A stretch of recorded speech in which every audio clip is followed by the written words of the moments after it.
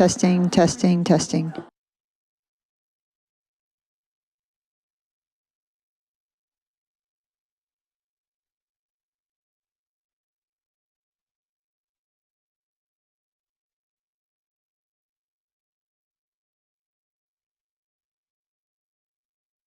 Testing, testing, testing.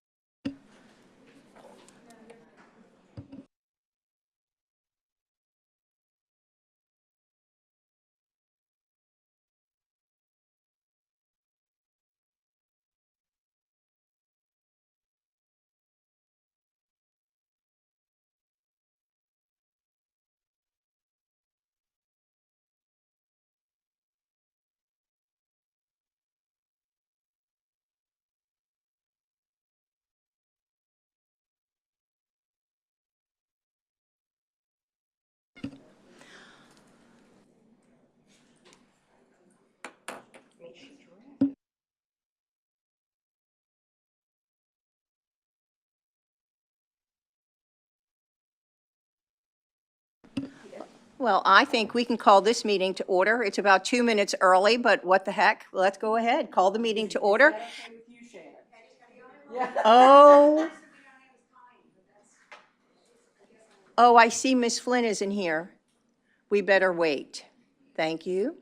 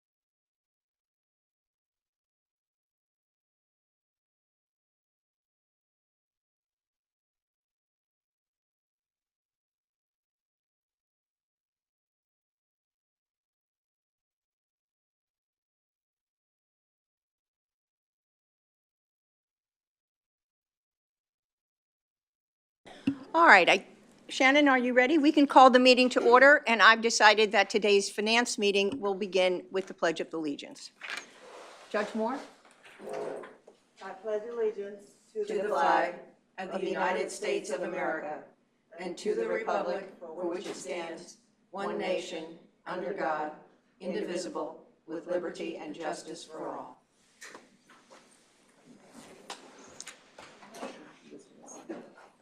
The first order of business is the consent item, and I need a motion and a second to approve the consent item, which is to approve the Finance Committee minutes of August 12th, 2021. Make a motion to approve.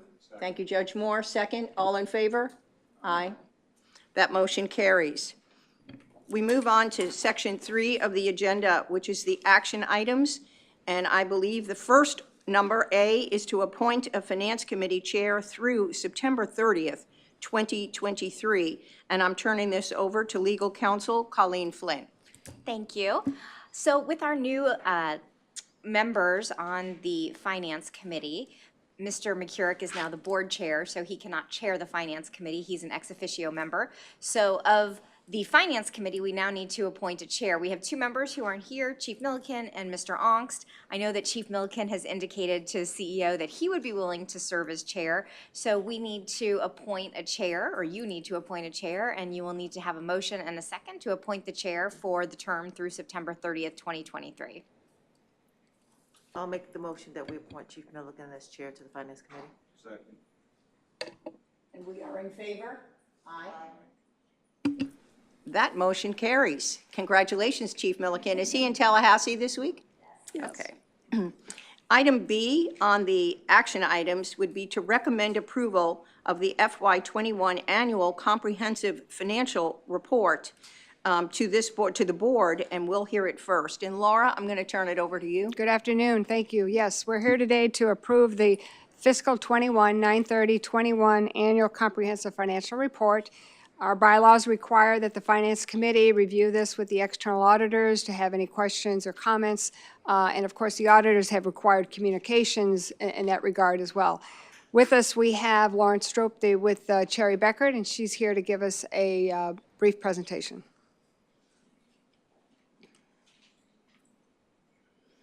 And you should have a Thank you. packet. I was just going, there Yep. should be a packet at everyone's table that we'll review. Thank you so much for having me here today to really go over the nature of this kind of. Push the button. I'm so sorry. Are we all set now?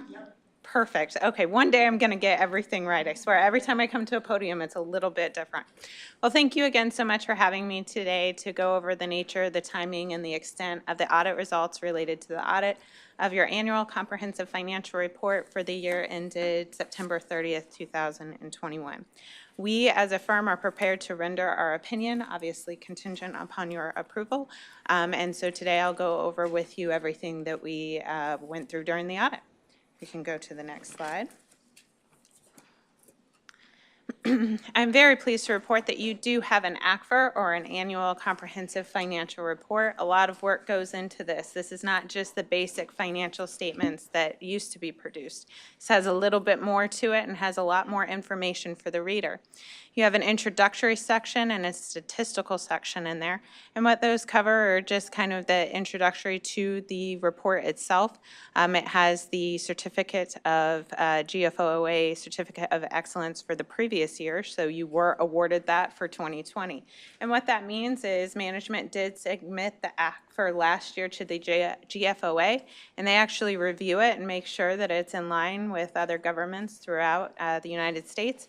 And then for those that achieve that level of excellence, they are given a certificate that indicates that. So I do want to congratulate management on receiving that last year, and hopefully we receive that again this year. The financial section is really where we as the auditor spend the majority of our time and really what our audit opinion covers. And the compliance section includes things that are required by the state of Florida. So the state of Florida does require us to follow government auditing standards when we do the report, so you'll see that in the compliance section. In addition, the state of Florida requires a management letter, so you'll see that there as well. And lastly, the state of Florida requires us to issue an examination as it relates to investments and ensuring that they're in line with Florida state statute. And so we had a clean opinion there as well. You can flip to the next slide. I did want to mention the report in front of you actually has two entities in it, referred to as your component, your reporting entity. The first is obviously JWB, which is the primary government in this case, and then you have that blended component unit, which is PCMS. That's reported as a special revenue fund, so it's still separate, but altogether, that's the reporting unit that we audit. Next slide. On this, we actually follow a variety of different standards when we complete your audit. First and foremost, obviously generally accepted auditing standards, and that's what we follow in order to render our opinion over the financial statements. And essentially what that requires us to do is to plan and perform our audit in a risk-based method to ensure that, based on testing, to ensure that the financial statements are free from any sort of material error or omission or lack of disclosure. We also follow government auditing standards as required by the state of Florida because JWB is a government. And for that reason, that that particular standard makes us look at provisions with laws, regulations, contracts, and grant agreements. We also look at financial controls as it relates to financial reporting. We don't actually opine on those controls, but if anything did rise to the level of a significant deficiency or a material weakness that we noted, I would be required to disclose that to you. I'm going to steal a little bit of my own thunder because it says it on the next slide, but we did not have any internal control findings during the course of this audit. Additionally, as I mentioned before, we follow several Florida state statutes in order to issue that management letter and that investment compliance report, and both of those were clean opinions. Lastly, I did want to mention that we were able to plan and perform the audit as we planned to when we communicated with you, the board, back in August in our engagement letter where we said this is our plan for the audit. Any material deviation from that generally means something went very wrong that I would need to talk to you about. So I'm pleased to report that we were able to complete the audit in accordance with our plan.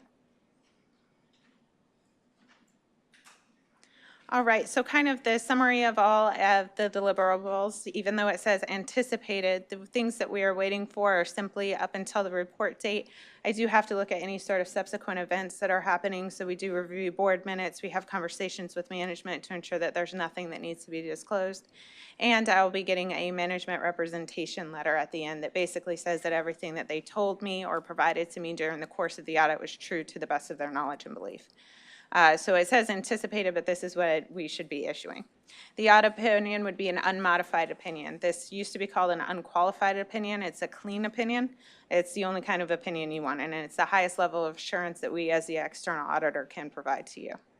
As far as that GAS report or the report of internal control on compliance, this is a no material weakness in internal controls or in compliance matters noted.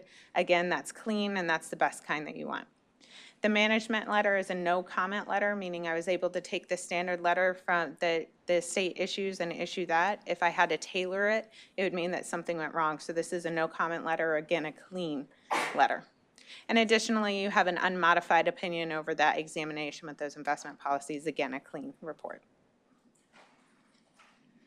I did want to highlight a couple of things that we look at when we do the audit of the financial statements. This is not to say that this is all we look at, but this is where we spend a significant portion of our time. So we look at the significant transaction cycles, things like cash disbursements, cash receipts, payroll, the financial statement close, and the budgeting process. And so that's the significant cycles where we spend the majority of our time. We actually do test and rely on some internal controls, those related to the agency program cash disbursements and payroll and budget. We are required to do journal entry testing. It is one of the requirements of our standards. And when we do that, we actually use a data analysis tool. So we get the entire GL dump, we feed it into a program that then kind of spits out what riskier entries might be.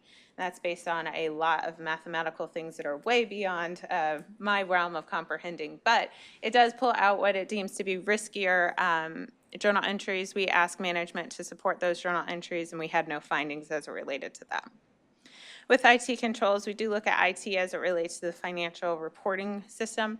We look at things like backup, system change management, the system development lifecycle, and there was nothing noted during any of that testing that I need to bring to your attention today.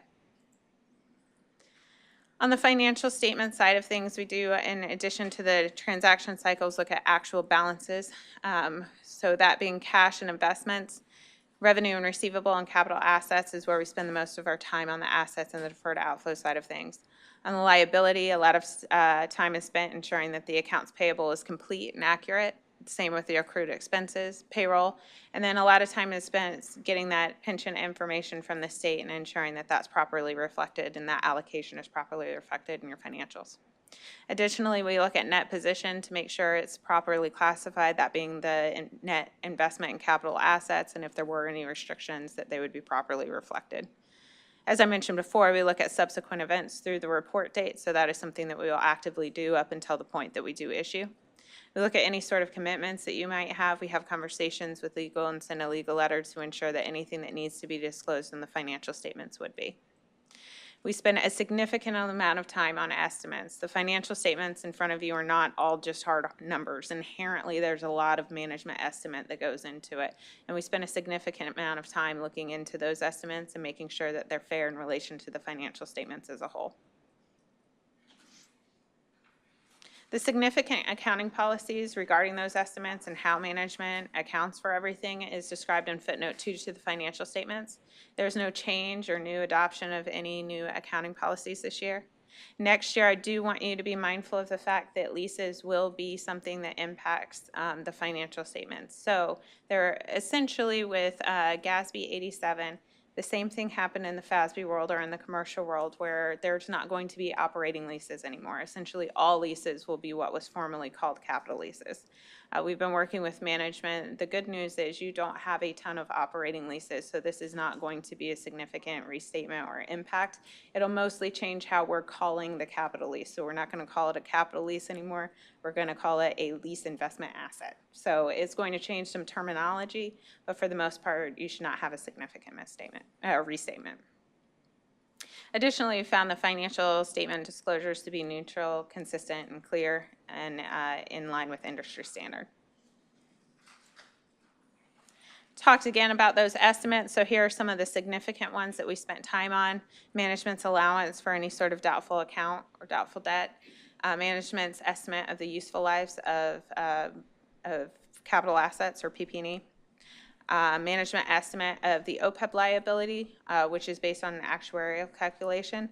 That is considered immaterial and recorded as an other liability on the financial statements. Can you just define OPEB? I am so sorry. Yes, I'm just droning on. Thank you.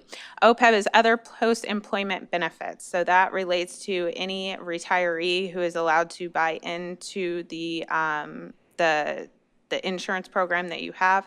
Inherently, there's a little bit of a liability as it relates to that. You had an actuary calculate that, I believe, 2 years ago, and it was less than $3,000 was the liability, which is why it's treated as an other liability as opposed to OPEB, which would add 5 to 6 pages of disclosure and would require you to get an actuarial evaluation each and every year. So that's why it is classified as the other liability. Additionally, we spend a lot of time on that net pension liability. Even though it is done by the state, we ensure that the census data that we as Juvenile Welfare Board are providing is fair and accurate, and then we look at all of the outputs and the reports that the state does put out.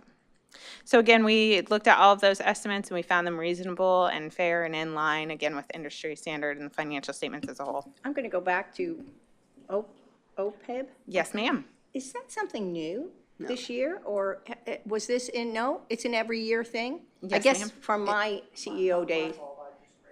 No, but I guess in my CEO days, It's been around for a long time, and we do disclose it, but it's very immaterial. And we don't, like she said, we don't have to do all the footnote requirements and the supplemental schedules. But and it's so forth. post-employment Yes. liability. You did not have to offer that, but you're the CEO of a private organization. As a governmental body, there is a statute that requires certain post-employment opportunities be afforded to those who retire.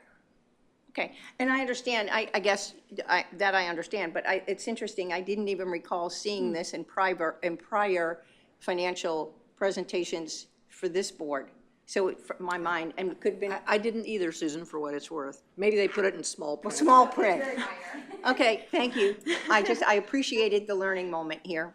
Of course, anytime. And I was just going to ask you to just, on the pension estimate, not the OPEB, Yes. if you wanted to just share what the effect of the numbers that we got this year. I forget what the exact one was, but Well, it was a benefit this year. It was as about opposed to an about expense. 2.3 million, Yep. right? A benefit.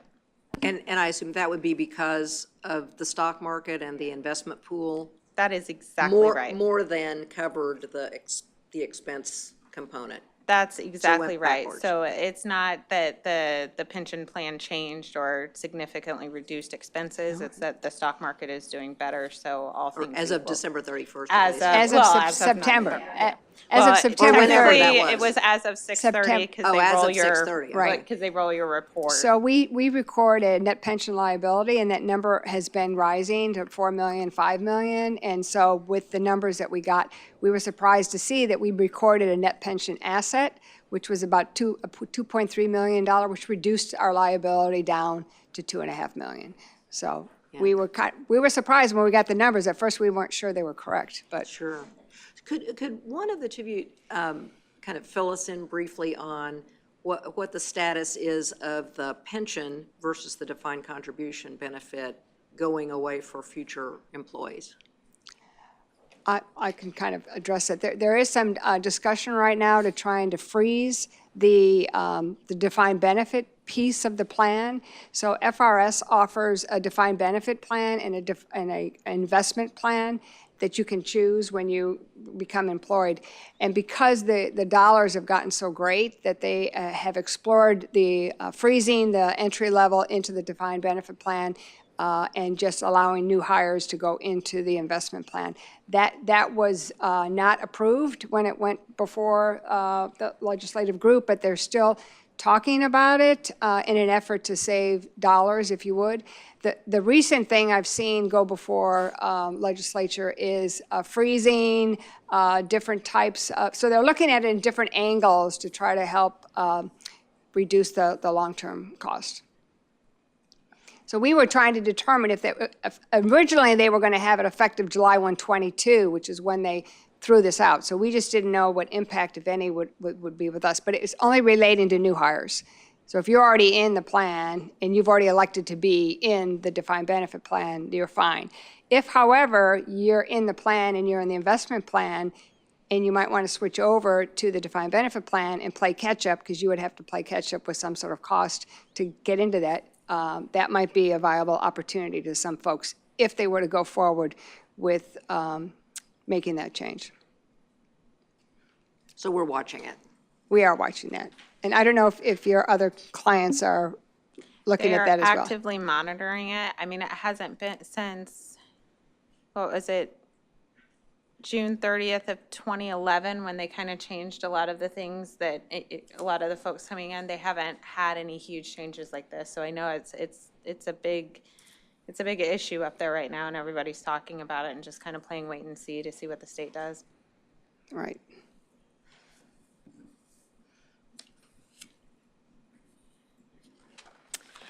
I am required to report to you if we had any corrected or uncorrected misstatements. And what that means is when management gives me the trial balance, if I as the auditor have to say we need to make the following entries to bring that in line with GAAP or generally accepted accounting principles, that would be a corrected misstatement. An uncorrected one would be the exact same situation, except management, for whatever reason, says, you know what, we don't want to make that entry. And then I would just be required to report it here to you, to the board. We're pleased to report that we didn't have any of those. I did want to mention that, and that is just fantastic, and it's really a testament to the great job that your folks do. But it's really important because if I, as the auditor at the end, had to come in and say I had to make 17 adjustments to bring this in line with GAAP, it's really hard for you to get a good warm and fuzzy about those interim statements coming out. So this is great. And I did want to mention we are required to report to you if we had difficulties or disagreements with management. We did not have any of those. Management is wonderful to work with and for, so thank you very much. To our knowledge, management has not relied on other accountants for any of their accounting treatment. That would only be important if management was saying, hey, we're doing this because XYZBA said so. We just want to make sure that we're getting the same information that they're getting so that hopefully we arrive at that same place. Before retaining JWB as a client, we as Cherry Beckert do a variety of things, and there was nothing that was noted that I need to bring to your attention as it relates to any of our retention work. The material communications, I did mention that I'll receive a representation letter from management, again, just saying, hey, everything we told you during the course of the audit is fair and true to the best of our knowledge and belief.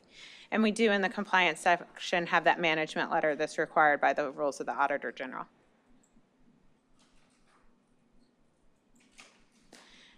In addition to the basic financial statements, you do have some supplementary information and some required supplementary information in there. And so that has to do with the pension plan and with the deep water rise and oil spill. Oh my goodness, that was hard to get out. But with that, we actually don't opine on that. We do what's called an in relation to opinion, where we ensure that anything that should tie back to the audited financial statements does. So that's what is done with those particular sections. With the introductory and the statistical section, technically I do not do anything with it, but you can tell, you can ask management, I do review it and provide any insight as it relates to that GFOA certificate. Next slide. I think I already mentioned this when we went over the estimates, but we do believe that management employs an appropriate level of conservatism when applying accounting principles. We would be required to communicate to you any sort of fraud or illegal acts. I assure you this would not be when I dropped the ball that happened for you, but we did not have any of those. Last but certainly not least, we as Cherry Beckert are completely independent of Juvenile Welfare Board, both in an appearance and in fact. I'm pleased to answer any questions you have now, but I did want to remind you that I work for the board all year round, not just when I'm doing the audit. So if anything comes up, please do not hesitate ever to reach out to me. And with that, I'll take any questions you might have.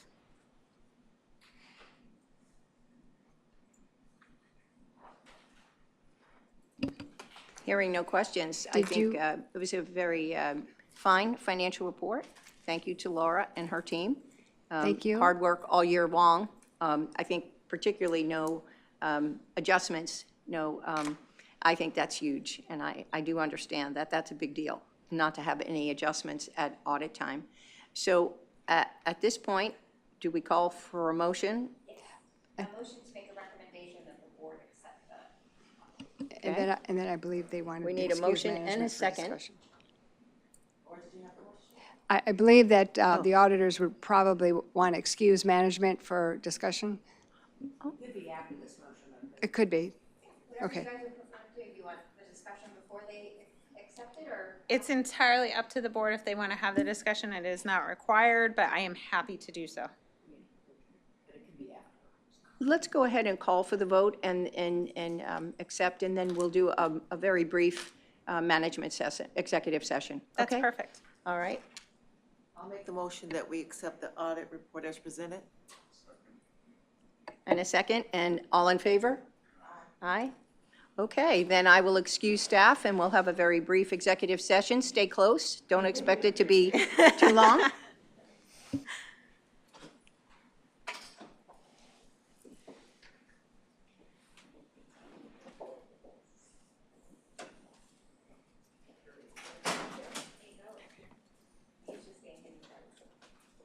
I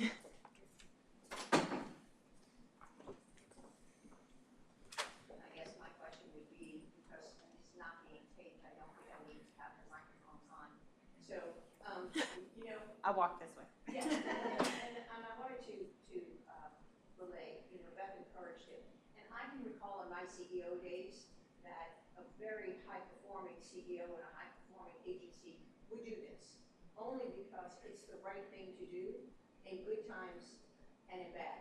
And so I always went to the opinion, and when I first decided my agency had grown big enough to do this, I think it was absolutely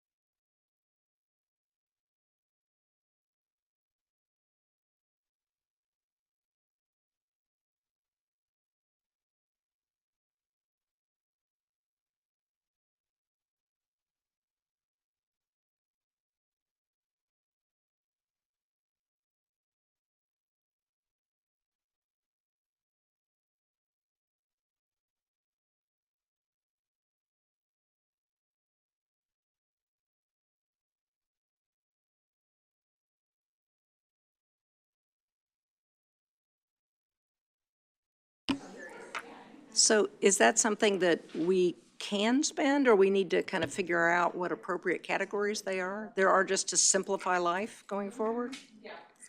Okay. The balance at the end of the fiscal year is 111,000. Well, I charge you, Laura, with trying to find an appropriate way to spend that $111 pursuant to all the requirements, so we can get rid of it. Yeah, the schedule's in the audit report.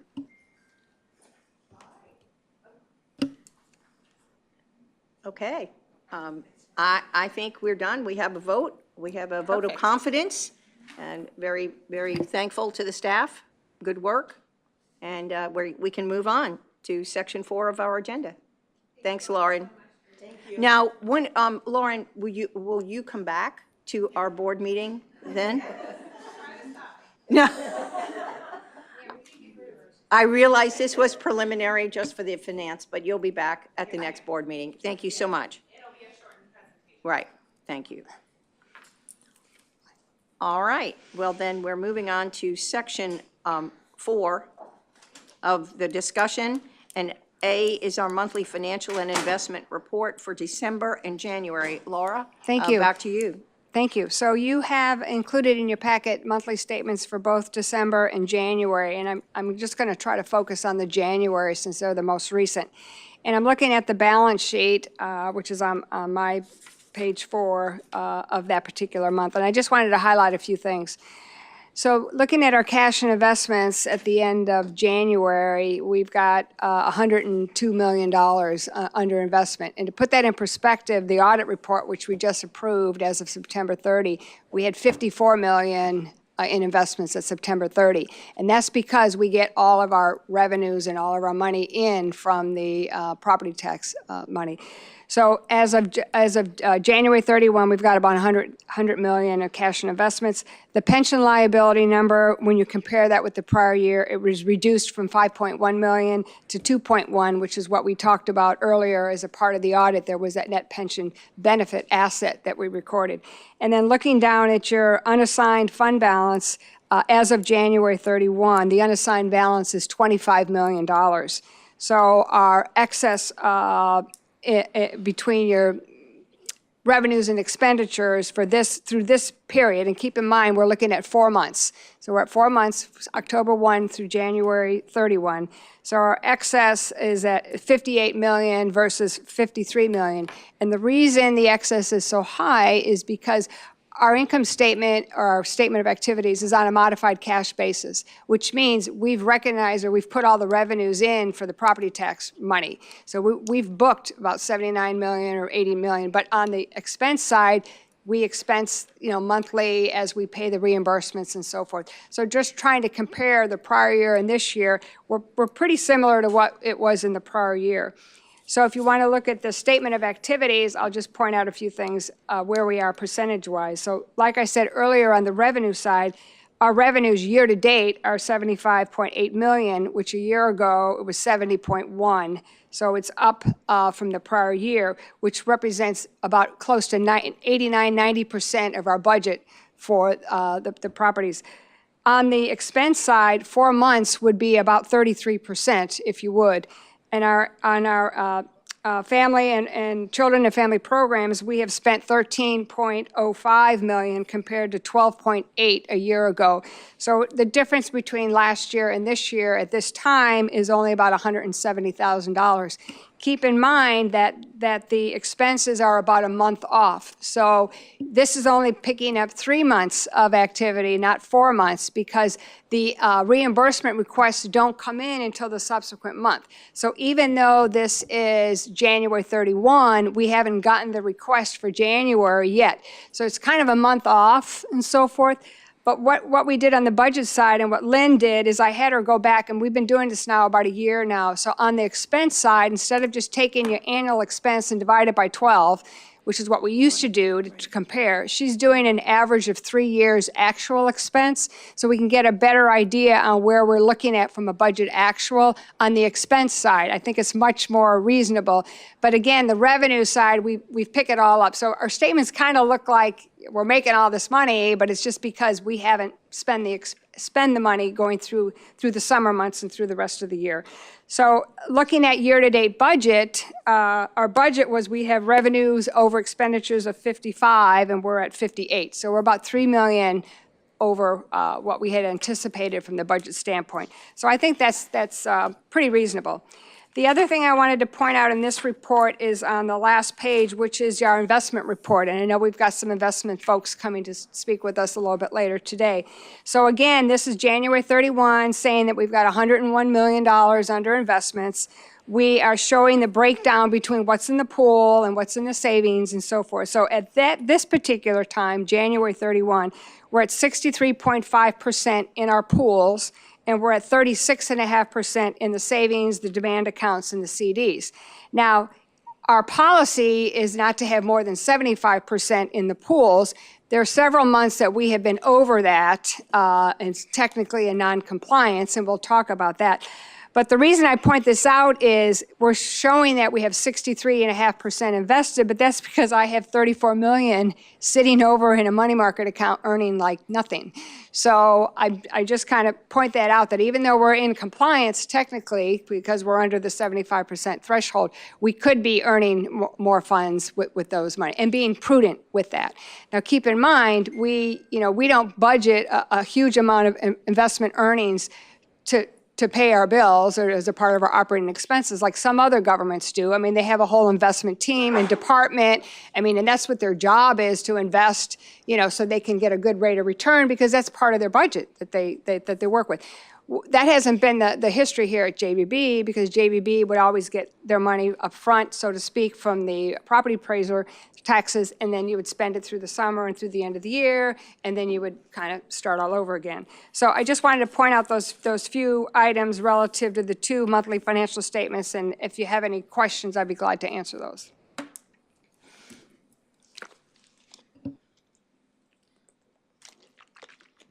I don't see any questions. Everybody's good. Mr. Butler and Judge Moore, we're okay. Then we'll move on to item B, which is our budget forecast. It's hard to believe. Yes. 22, FY 22 to 27, key assumptions, and our 23 budget calendar. And do we have that for the, no, we don't. Okay. Laura? Okay, so yes, like you said, can't believe we're already talking about the budget, and we just approved the audit from last year. So we're not quite 6 months into the year, but it takes us that long, and there's a lot of requirements that we have to maintain to be able to get to that point. So we're here today to discuss the assumptions that we've got and the proposed millage rate that we have historically had. And we are recommending that we maintain the millage rate of 0.8981, and we've been at that rate since 2013. In the memo attached in the packet, you'll see we went back to demonstrate what happened back when we had the recession in 2008. And we went back prior to fiscal year 06 to just kind of see what was happening with the property taxes when that recession hit. So the recession hit, and in fiscal 09, we had a reduction in property taxes of 8.71%, and then 11, and reduction of 11, and 9, and 4, and so on and so forth.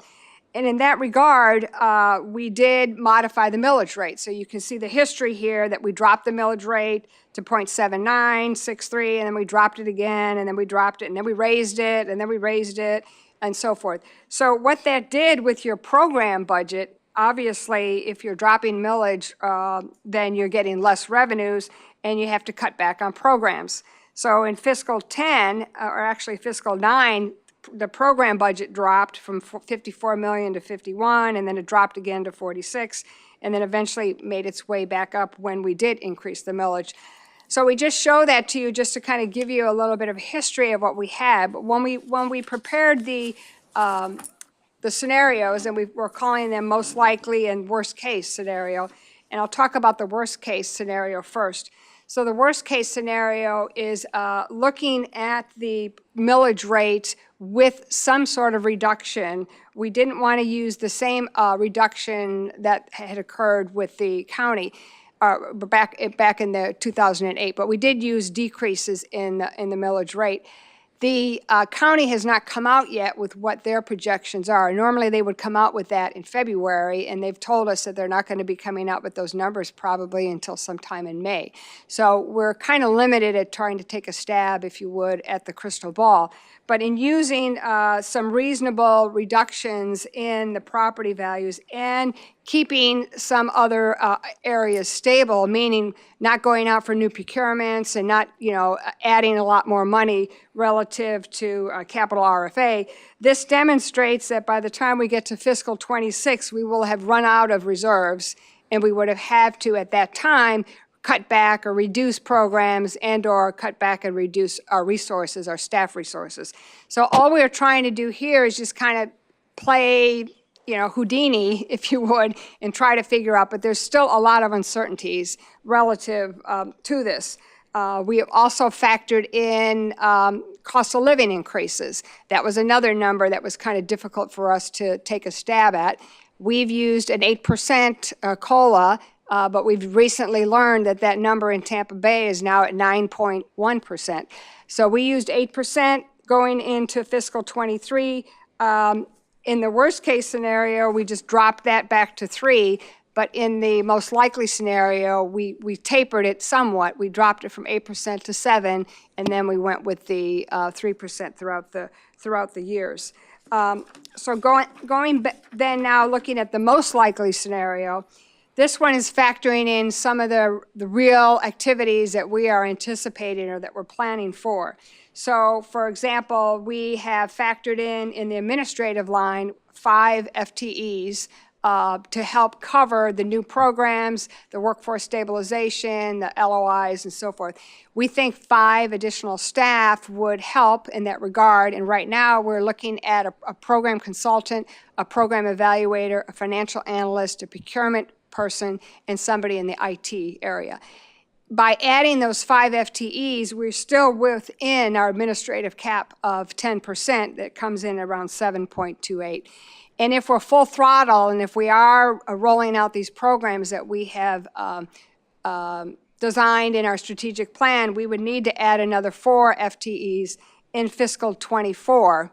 And doing that, we still would remain within our administrative rate.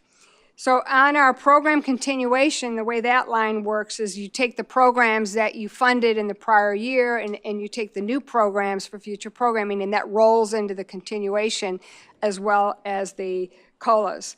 On the program enhancements for fiscal 23, we're looking at about $6.5 million of the LOIs that we had just talked about at the February board meeting as far as getting those out. And then in the subsequent year, we're anticipating another 3.25 relative to that. On the capital RFA, we've remained constant with 1.75 going forward out through fiscal 27. In the contingency line, we are proposing a $750,000 contingency and remaining flat with that as well. As you know, the contingency is there for emergency purposes and so forth, and we had raised that when COVID first hit, when we needed to get food and other resources out to the community, but we feel like $750 is probably a reasonable amount. In this scenario, the most likely scenario, and looking at the unassigned fund balance, that would put us, when we project out to fiscal 27, at a 27% unassigned fund balance amount. Our policy target for that is 8.3%. Our policy has 2 months of operating expenses as a cash flow reserve and then 1 month as an unassigned fund balance reserve. So if we were to consider raising that for another month and for the combination of the 2 of those to be 2 cash flow and 2 unassigned, that would bring us up to a higher number. I don't know if that's something any of you are comfortable with raising. It could give us a target number to work towards that's a little more realistic, because right now we've been over that 8% for quite some time. So let's see here. We've got the workforce stabilization money in there. That would be included. We've got for fiscal 23, 2.1 million and another 1.5 in fiscal 24. So I did speak with Chief Milliken yesterday, last night. He's up in Tallahassee. And he wanted me to share with you that he would like to see an increase in the fatherhood program. So that was something that he was interested in, and so he wanted to at least have me mention that at today's meeting. So I do throw that out there for you. So any questions or comments? You also have the calendar, the budget calendar in this packet, which just outlines the different committees and the different responsibilities that we have from a legal perspective. I have a question. Your proposed keeping the millage rate the same, for how long? Do you have a term of years? Well, in this most likely scenario, we've kept it the same going out 5 years, up to 27. And I think the reality, Judge Moore, is that we would continue to look at this carefully every single year. So even though we're projecting not changing it for this 5-year time period, that's not a decision the board would make this year anyway. It's made 1 year at a time, but the board has appreciated, and I think you can really see when you look at those old ups and downs, we were not doing 5-year projections at that time, and everybody was just looking 1 year at a time.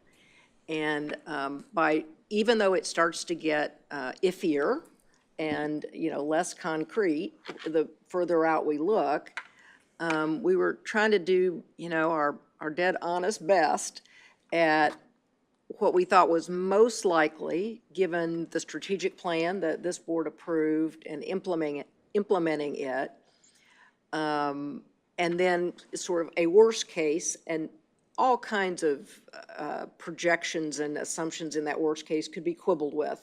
There's no doubt about it. I mean, there's no doubt that that's the case. But, we've heard many members of this board or this committee have said, please look at reducing the millage. And, I would say, it is our management recommendation that given what we know today, and we will know more in late April, we would recommend not doing that so that we can, with confidence, continue to initiate those programs that are part of the strategic plan without risk of having to start things and then cut them back. But new knowledge will emerge, and these two scenarios with better knowledge are going to look different. And there's not a magic, there's not a right or wrong answer within a certain range. I mean, there's answers out here that are, not so wise, but within the ranges we're talking about, if this board felt they wanted to nudge the millage rate down a bit, we're not telling you the sky would fall. We're telling you we ought to watch it, and just with the sort of human dynamic that it's a lot easier to drop it than it is to increase it, just to be mindful of that. Couple of questions. If I recall, we will not have another finance meeting until August? April, that's right. Yeah, we're scheduled, I was just going to say, we have another finance committee meeting in April before we go to the board. And do I understand in terms of what the budget calendar says that this meeting is really about assumptions and the April meeting is fundamentally about millage? That would be Diana's. I'm not, just a second. That's Yes, what we- Diana's saying, so. Yeah, we wanted to get your input on the assumptions so that we can come back in April with a draft budget for FY23, knowing that you're okay with the assumptions that we have in here. Well, my concern, there's only 3 of us here, and you and I spoke about that on our preparation call. So I have a couple of questions. So for the other members of the Finance Committee, were they briefed on these documents? Yes, I spoke with Chief Milliken last night, who's on the committee. Right. I did not speak with Brian Onks. He canceled the call that we had earlier this week. So it's the 3 of us, Chief Milliken, And Brian Onks. and Mr. Onks, that's the Correct. Finance Committee. So then my next question, or my next comment would be, this is a really critical point for this board, and I would hate to give a message to staff. There's 3 of us here that I understand what was presented. I went through it in detail, but I'm only one person. And I also know Mr. McCurrick is not here. So my next comment would be, at our upcoming board meeting, do you have this on the agenda? I will say that I did also have a conversation with Mr. McCurrick regarding all of this. So he's up to speed with everything that's in this presentation today, as well as Chief Milliken. Right.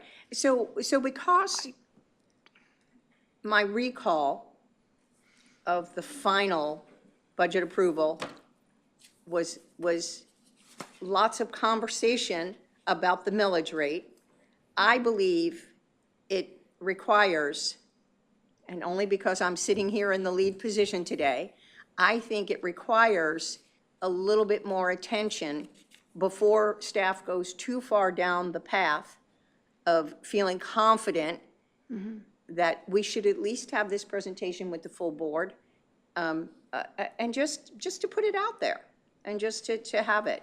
I think there were a few newer board members that were just learning all of this, and they had lots of questions. So I think it would be to our benefit to have this as an open presentation as much as possible in these early stages, because what I would hate is to get too far down the line and then come back and say, but wait, we talked about this. So is there a possibility that we could put this on a board agenda? I think it's just a matter of timing. We absolutely want, board input. Because we only have 3 people here today, even though, Laura has reached out to everybody and gotten feedback from almost everybody. I think we're going to know significantly more in late April. And I think we really look, don't we, to the May board meeting as a discussion time for the first time the full board talks about millage? Yes, but it would be including the expenditure assumptions that we have here. So, at that time, if they did not like those or they wanted to change, they're only seeing that one view. And so then they're getting it again, and we're going to have to change course for the June meeting. So it is nice to know what their thoughts are on these assumptions, so that if they want to see something different, that we could have that alternate view prepared for I them. wonder if the April board meeting would be kind of a good compromise, as opposed to the March board meeting. Right, and speaking of new board members, so Commissioner Gerard had intended on being here today and had expressed an interest, and we had scheduled a call to go over the items, and then she had conflicts that arose and was unable to attend, and also unable to have that conversation. So I'd be happy to reach out to her again and just be able to have a discussion to go through this as a new member of the board. Right. My comment there is she would be hearing it in isolation. She's a brand-new member of this board, so she would have no prior participation of other boards' comments. Right. And so it's one thing for her to internalize it as an individual, but it's really the health of the conversation of the board. I'm not seeing the April meeting, so I think March or April, and then the finance meeting is April 28th. April 28th. I see that. Right. Yeah. I just think we do have an one- April board meeting. Yeah, but I'm not seeing it on this chart, and maybe, Typically, you're right. Typically, what we've done, I think, is have that discussion in May. But I think, they can't throw anything at me, but I think we could move that 1 month earlier to April. Right. And we'll have what we'll have. We won't yet have the next update from the county, correct, on property? Yeah, we may not have it in time for the April board meeting, but even just the assumptions that are in today's packet, it'd be nice to hear their thoughts on those, and then that way we could prepare one or more views of the budget for them to consider. so you're thinking the April board meeting rather than March? I think so. I think we're it means we're going to know that much more about a number of things. So the April board meeting is the 14th? And Yeah, it then didn't the make this finance chart. committee is the 28th? Right. Yeah, So it's in you've- reverse, You've got, but well, but at least you'll have the opportunity to get in front of the board. Yes. Correct. And then if we did need to make changes and crunch some numbers, then, Right. you know, we're working to accomplish that. I like that plan, and I'm also going to recommend that we put the April board meeting on the calendar. The budget calendar. budget calendar, yeah. I think, some of the things that we would appreciate feedback on, I mean, it's hard not to go straight to the millage rate, because that is that's the key obviously. decision that this board will make. But, for instance, does 1.75 million sound right to you all as what we'd like to do for the capital Absolutely. RFAs through each year? That's helpful to know whether that sounds right to you or not. I can only speak for myself. I'm very comfortable with that. There wasn't much that was presented to that. I like the future programming, but again, I think I'm one person. We're a small group today. Right. So I'm much more thinking we need to go to the balcony seat for the millage rate. I think once that assumption, based on the presentation, then staff can go. We've got a little bit of a confidence level from the board, but I think that balcony seat has to happen first before we go too far down. And I think on our side, we kind of look at it coming from both sides to the middle. In other words, sort of zero-based. I mean, it's not exactly, but for instance, that the capital RFA is zero-based. Right. It can literally be zero. It can be 5 million. I mean, it is literally whatever this board wants it to be, and that then has impact if you say that's going to continue the rest of those years. Right. Believing that an appropriate contingency number is around $750,000 in each of those years, there's a big difference between 0 and $1 million. Right. And, you go through 5 years of that, and as they say, then it's real money. Right. So it's helpful to get some of those things. I mean, then later, if you decide, if we decide to reduce millage rate, and if property values go down, and, then we would go back. I mean, the reality, let's take 3 years down the road, that occurs. Then we have decisions like, well, do we increase a millage rate, perhaps when the very people we're serving are hurting the most? Correct. Or do we have reserves, and we begin to cut some of the things, like maybe the capital, $1.75 million, and so on. Right, and- What do and- we cut first? Right, and I think, Laura, you and I had the conversation about the 4 months, because it's 2 months cash flow and 2 months. In 1 month. So right And we now, were debating. correct, we were Yeah, right now it's debating only whether, 2 plus whether 1. we should do 2 and 2 Right, instead of 2 and 1. Because, right, now it's 2 plus 1, but do we go 2 plus 2, and do we really need 2 plus 2? And so I'm, hearing Beth, and, I'm a firm proponent that this is the work of JWB. We need to put the money out in the community. So again, I'm just asking that we bring it back to a full group conversation before staff goes too far down the line. Absolutely, and we appreciate, Diana especially probably appreciates that. The more clarity we get earlier is better. At the same time, we want to give you the best information when you make your decisions or directions, so it's kind of a balance. Yeah, and the millage rate that we end up coming back with could be just about anything under the sun, as long as it's below 1.000. But it's, in order to come up with the appropriate millage rate to recommend, we really need to know expenditure-wise, what do you want us to do? So knowing what you want to expend it on over those 5 years, what you want that target fund balance to be, then it's just whatever's left, we get that millage rate to the right number. But it's just a kind of a math game at that point. It's always a math game. I'm one of the things that Beth said, I want to agree with wholeheartedly. If we lower, at some point, we need to increase. It's a very hard thing to do. So I want to be respectful of that as well. And so I was not one of the board members that was in favor of lowering. So I just want to again, positioning, but I'm only one.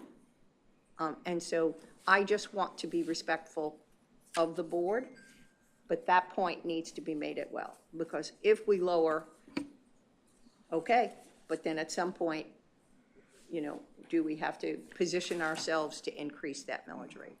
I would totally agree with that. And Mr. Butler? Oh, sorry. Yeah, I think the numbers were probably around, what, 5 or 6 that was looking to, 5 or 6 that were looking to lower the millage rate, approximately. I don't think it was that they've articulated, they wanted you to, several of them, at least 3 said we would like you to look at it next year, Okay. see. All right, well, just be aware of one thing. We are all political animals, and I think election years win. Okay, so if I was going to reduce my millage rate, it would probably be 2 years from now. But that's just me. I don't care politically at all, personally, but, there's quite a few people in this room that do. Yes, understood. Points made. All right. So are we ready, Judge Moore and Mr. Butler, to move on from item B? And staff, any other questions or concerns before we move on from that topic? Nope, we will add information for the board meeting for the April 14th. April 14th board meeting, it'll be on the agenda, with enough time to discuss and debate. Yep. Okay. And I just want to thank board members for your thoughtful approach to something that's complicated and has number aspects to it, but certainly has all kinds of other aspects to it. Strategy as well as number, and I get that. And so, we all want our strategy, our strategic plan to move forward, and how you strategize that, even from the task level. Not even the big picture, but from a task level. I get it, but I do think that balcony seat's important. All right, item C is the Government Finance Officers Association's award. Yep, there we go. All right, Laura, So back to you. I'm happy to say, and the auditor commented on it as well, but we were awarded the Certificate of Achievement for Excellence in Financial Reporting for the second year, which was the second year we submitted. So we were rah-rah last year because it was an initial submission and we got it, but now we got the second year. So we wanted to just recognize Lynn Del Toro and her team because as Lauren mentioned, there's a lot of extra information that has to go into that report, 10 years of statistical data for a variety of things, and in a very elaborate review process. So we will do a more formal recognition at the board meeting, and we have not received our plaque. We have the certificate, but we haven't got the plaque yet, but we'll certainly make it official at the next board meeting.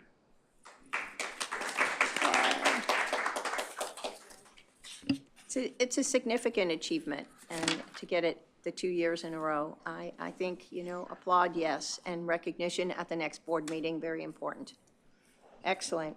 All right, we're moving on to the presentations. That's section 5 of our agenda. And I do know this is about investment strategies, and I believe if Judge Moore and Mr. Butler, we've had that conversation with Laura. So I do understand that this is a bigger topic, but it also has a little bit to do with policy and who's in charge of what, who gets to make decisions. So I'm going to, so grateful that our legal counsel, Colleen Flynn, is here to help us along with this conversation, big picture on it. So thanks. Laura, over to you. Very good, thank you. So our investment policy does authorize the chief financial officer to be responsible for the investment of our surplus funds, of course, in accordance with section 218-415 of the Florida statutes. And so I do have the authority to invest in a variety of pools and so forth, but I wanted to come before this group to kind of talk about, currently we're investing in 2 of the local, state and local government pools. And right now that is Fliggett and the SBA. So those are the 2 pools that we're in. We've got right now $38 million in the SBA and another $27 million in the Fliggett, and then the rest is parked in the money market account. But I'm not comfortable with having all my eggs in two baskets, especially when we get so much money, and something could happen, which happened many years ago with SBA, when they put a freeze on their investments, and several of the government agencies had a hard time, liquidating, getting some of their money out. So Lynn and I have been reviewing this and talking about this for quite some time. As we see the investment portfolio increasing and our earnings decreasing over the last couple of years, we just think it's prudent to review that and take a look at it. Our policy doesn't require us to do that, but we have. And we're looking at the diversification, the safety, the risk, and all these other types of things.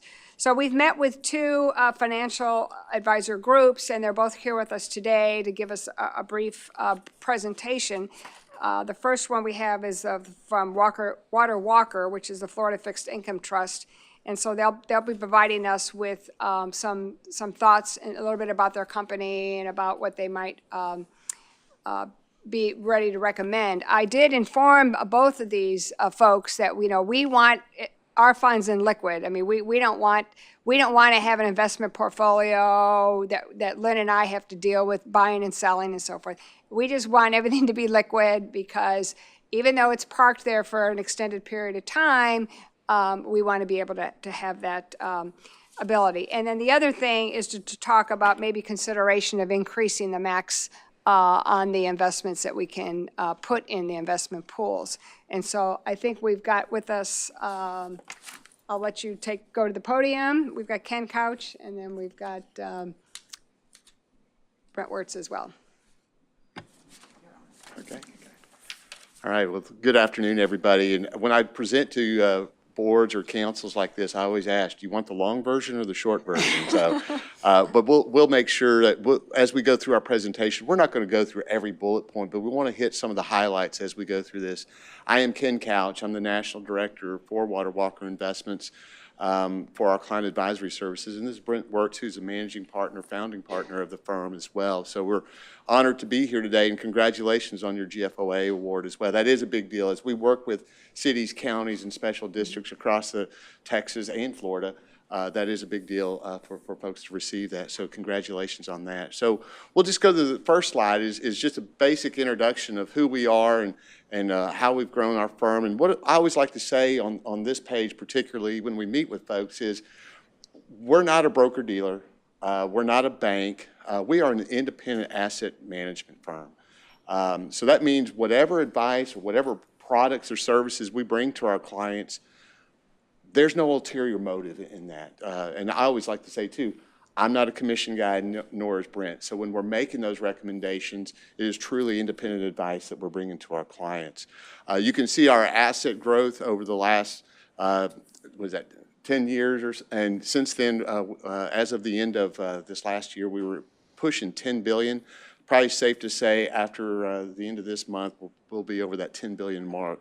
That $10 billion is the on the next page, kind of a list of our services there. So we have the three silos of our business, if you will. The first one on the left there is the Florida Fixed Income Trust. That is our investment pool programs that we work with a lot of our entities across the state. You have, if you will, four family of funds there, four funds to choose from, and we'll go into a little more detail on those in a little bit. But they all meet the state statutes of Florida. They all have the ratings that's required by the Florida statutes as well. The middle column, and Brent's going to talk about this in a little bit later, is our separately managed accounts. To put it simply, we do work with a lot of clients across Florida who don't have the time, they don't have the staff, and they outsource their investments, just like you outsource some of your other services. When that outsourcing means that we'll come in, we'll do an investment policy review, we'll do a cash flow forecast for you, and we'll just start making those recommendations based on that. We also provide quarterly investment reports. So that frees up your staff from having to put investment reports together, where we come in and it alleviates some of that burden as well. The far right is our treasury management services and investment consulting. Treasury management services can be something simply as if you're going through a banking RFP and you want an outside folks to take a look at the RFP, look at the responses you've gotten, let us take the arrows, if you will, from the local banks when you're making those changes or recommendations. We can come in and do that. And then consulting is the difference between that and the middle column is we just come in and say, based on market conditions, here's what we think you should start investing in. You still have the fiduciary responsibility. You manage that. The middle column, the SMA, we take on fiduciary responsibility. So when we're talking about our Florida Fixed Income Trust, our Florida FIT, here's a breakout of how the full pool functions. You have your advisory board. So you have 7 members, and we'll get to that in a little bit, who those members are. We have the U.S. Florida FIT umbrella as well, and those folks provide oversight. They make recommendations. Hey, we like this about our pool, or could you do this with your pool? Those kind of things. That's what we're looking for from our advisory board. Again, the middle bubble there is the 4 funds that we have, and then the last bubble there is the different type of participants that are in the funds. It's only local governments and municipalities that invest with us. So you won't see any individuals, or we don't do any individual high net worth kind of clients as well. So it's all going to be the special districts, school districts, counties, cities, and so on. Next page. So as I mentioned, here's a snapshot of who your Florida FIT board members are. You can see the different folks that are represented there. And then who our service providers are for the funds. So who our accounting and administrative folks are, the advisor being us to the funds, who our external auditor is, the custody bank, who the legal is, gives us the legal oversight and make sure that we're staying within the state statutes. And of course, we use Fitch for our ratings on the funds as well. I don't know if you have anything you wanted to say. Okay, next page. Just a brief snapshot of how we have the state covered with the different entities across the state. We just had Nassau County hire us as their investment advisor, so we're going to add a little bubble on that up there around the Jacksonville area here soon. But just kind of, you can see where we're across the state. And the next page shows where those breakouts of the different pool participants are at. So you'll see where the balances are for those 4 different funds, as well as the percentage of what the entity type is. So school districts, cities, counties, the special districts, utilities, transportation, colleges, and universities. And I heard Chief Milliken's name mentioned a few times here. We appreciate him. We work with the Florida Association of Special Districts, so we appreciate him recommending us to Ms. Brock. Next page. And there's a sampling, if you will, of the participants that we have in the Florida FIT program.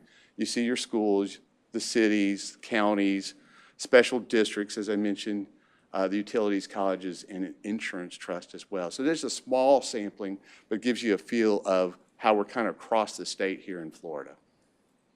Next page. So as I mentioned, we have the 4 funds to choose from. So this adds, when you talk about diversification, you can diversify just under the one umbrella of Florida FIT. So the first 2 that I like to say is more for your operating cash is our preferred deposit pool, as well as our cash pool. These are used for your unexpected what-ifs money, or I like to say your 3-month or less money as well. You've got these funds coming up. Let's shorten that, and we'll put those into this fund. Your core cash is really, again, for that preferred deposit pool, cash pool, as well as our enhanced cash pool. And then as you go out further, identifying funds that may be reserve funds or maybe some bond proceed type funds that can go out a little bit longer. Those cash flows. You have a good handle on those. That would be the enhanced cash pool as well as the select cash pool. Those are built more for long-term investments, and they have that floating NAV that Brent will talk about in a little bit. And on the next page, I'll let Brent jump in right here. Certainly. So as Ken mentioned, this is a snapshot of kind of where rates were a couple weeks ago when we submitted presentations. And if anybody's been watching the news, obviously with inflation talk and where rates are headed, we understand they're headed up. So these rates are a little bit different than where they were a couple of weeks ago. But we also see geopolitical risk, obviously, with Russia and Ukraine, and that has had an impact on the market. And we've seen a lot of volatility lately. As Ken mentioned, the top 2 pools that are listed there, the preferred cash and the cash pool, are pools that are managed to a dollar in, dollar out, stable net asset value. So those pools are stable, similar to the pools that you utilize now, Florida Prime and Fliggett day to day. And then the 2 pools below are what we call variable net asset value pools. And you can see the rates as of a couple of weeks ago. The enhanced cash is up probably another 4 or 5 basis points from this level, and select is about the same. There is volatility in those two pools. So you buy in at a net asset value just like you would in a mutual fund in a retirement account, and that net asset value can change. You collect a dividend each month that's reinvested, and then your total return is the combination of that value and the change in the net asset value. So that's certainly why it's allocated for longer term funds and makes sense for longer term funds. Obviously, as we're coming out of a pandemic, we've had a lot of fiscal stimulus that's come in, that's created inflation with rates going up. Our recommendations is to continue to keep your duration of your portfolios shorter, which is what we're doing in these pools, but there's still volatility, and we're going to see that over the course of probably the next 12 months or longer as the Federal Reserve starts to raise rates. So next slide, please. So these snapshots are essentially the asset holdings and the credit quality of each of the pools as of 12/31. Our preferred deposit pool is a combination of FDIC insured deposits as well as qualified public depositories, which under state statutes means it's a collateralized deposit. You actually utilize some in your investment report where the bank that is the depositor has posted collateral with the state. So very safe, very liquid. This tends to be a lower investment return than your cash pool. But you can see the credit quality here is very stable, and you can see the asset allocation, about 67% in QPDs or qualified public depositories, and about 30% in FDIC insured deposits. Next slide, please. The cash pool is similar to Florida Prime and your Fliggett day-to-day. And it's made up, and you can see the breakdown in the asset allocation. This pool is rated AAA F by Fitch, and you can see the different types of investments that are in this pool, from commercial paper to CDs to deposits. Again, both of these pools are managed dollar in, dollar out, same day liquidity up until our cutoff times, and there's no volatility in the net asset value. Again, very high credit quality, and again, we manage it in accordance to keep the pool rated AAA by Fitch Ratings. Next, please. The enhanced cash pool, and these are the characteristics. So the difference in these next two pools is, one is the net asset value fluctuates. So it's not managed as a stable net asset value, but this enhanced cash pool is a little further out on the curve. We try to manage that duration around 6 months, but there's volatility with that. And sometimes it's in your favor and sometimes it's not. But the asset quality, the asset allocation and the asset quality it's high quality, and you can see the asset breakdown from treasuries to commercial paper to mortgages to agencies, as well as other instruments that are short in nature. And the liquidity on these next two pools are next day. So if you were to put a transaction in today before the cutoff, you would receive your proceeds the next day at the close of that net asset value. Again, they're managed in a manner to keep the pool AAA rated. The next slide. The last pool is a select cash pool, and this is a little further, a little longer duration product. And the nice thing about utilizing Florida Fit is you establish one account, you have access to all of the pools. You don't have to use all of them. You can use one, you can use all of them if you choose, but you can essentially ladder your portfolio across the yield curve. The select cash pool is a little bit longer duration. So instead of 6 months, it's managed to about 1.5 years is the target duration for this portfolio. And again, it is also AAA rated, has next day liquidity, and you can see the asset allocation and the breakdown between treasuries, agencies, corporate securities, as well as other instruments that provide liquidity, some municipals as well. These pools are managed in a way, and we obviously recognize what's happening in the marketplace, and we will shift the different types of securities within those portfolios, especially the floating rate, to where the floating variable rate net asset value, to where we're looking to shift away from fixed coupon securities to variable rate securities. So as the Fed raises rates, these pools will participate in that upside. And so we certainly appreciate the consideration of these pools today, and not to sell ourselves short, but given what's happening in the marketplace, I added an extra slide. And this last slide is something that we're recommending just because of all the volatility in the marketplace to our clients. And it's looking at, we've kind of had an anomaly that's occurred in the marketplace.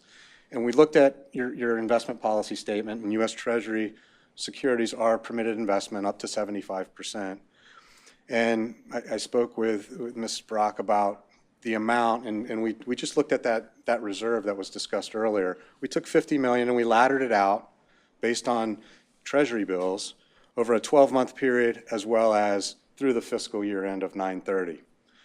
And these were the rates as of 2/14. Obviously, the rates change daily. But the nice thing about this is you hold these to maturity and you don't have any market volatility. You're just essentially collecting the interest on these securities. So, I know looking at different investments and looking at different durations, rather than, and not to not push our pools, but rather than recommending our enhanced cash pool and select cash pool at this time, if you were going to take securities out a little further, this would be our recommendation. This is obviously something we can handle under the services that Ken provided, but you can see the difference in the earnings, and you're not going to have that volatility as to when you need those products, and they will mature. These are set up as in equal maturities throughout the 12-month period and the 9-month period, except for those last couple. So. And this fits when you were talking about diversification earlier. I mean, we can definitely, like Brent is saying, we want you to utilize our funds as you deem fit. But if we help you ladder a portfolio of securities like this, now you have that bucket, if you will, when you're looking at your diversification mix for your investable funds is the buying the individual securities. So I share that just as food for thought. Certainly can utilize the pools, and obviously our stable net asset value pools are performing quite well. There's going to be volatility this year. That's a fact. And depending on the timing of these proceeds in those variable net asset value pools, you could see some volatility drift. But this is a way to actually capture a fairly nice